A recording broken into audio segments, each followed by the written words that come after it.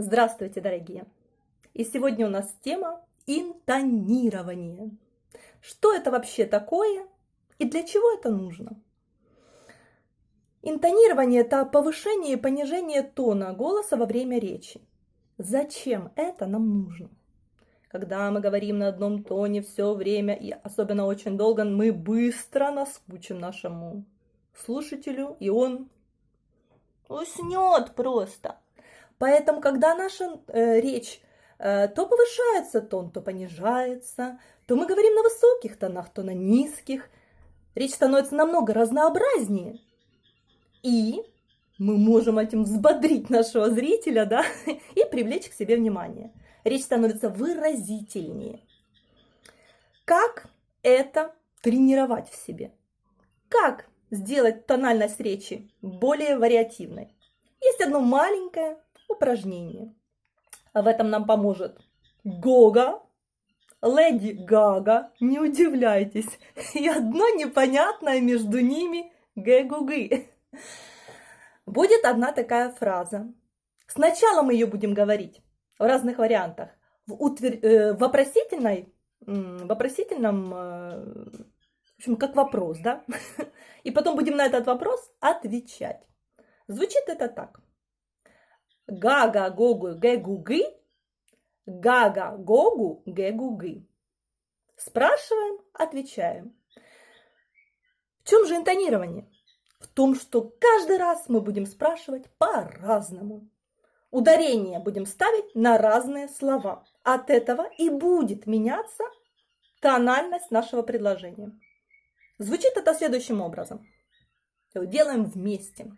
На первое слово. Гага-гогу-гэ-гу-гы. Гага-гогу-гэ-гу-гы. Гага-гогу-гэ-гу-гы. Гага-гогу-гэ-гу-гы. Гага-гогу-гэ-гу-гы. Гага-гогу-гэ-гу-гы. Вот и поговорили. Еще очень важно.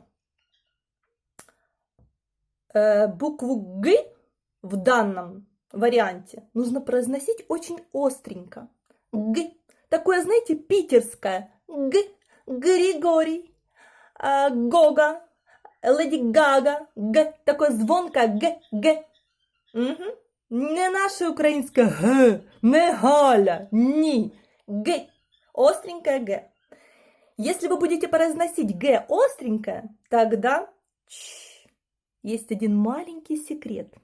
Это упражнение помогает от храпа. Удивитесь, да, я тоже удивилась сначала, но почему? Почему оно помогает? Почему, если говорить Г остреньким, то можно излечиться от этого недуга. И твои родные, и соседи будут спать спокойно. В чем секрет? А в том, что произнося букву Г, мы тренируем свое мягкое небо. Мягкое небо – это за верхними зубами. У нас идет сначала твердое небо. Потрогайте язычком.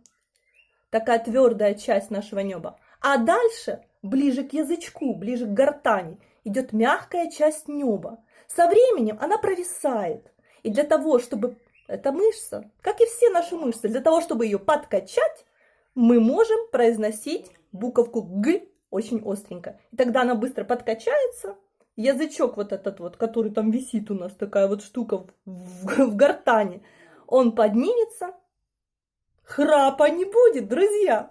Вот такое вот полезное упражнение, которое я взяла у замечательного тренера, зовут его Кирилл Плешаков-Шаталин.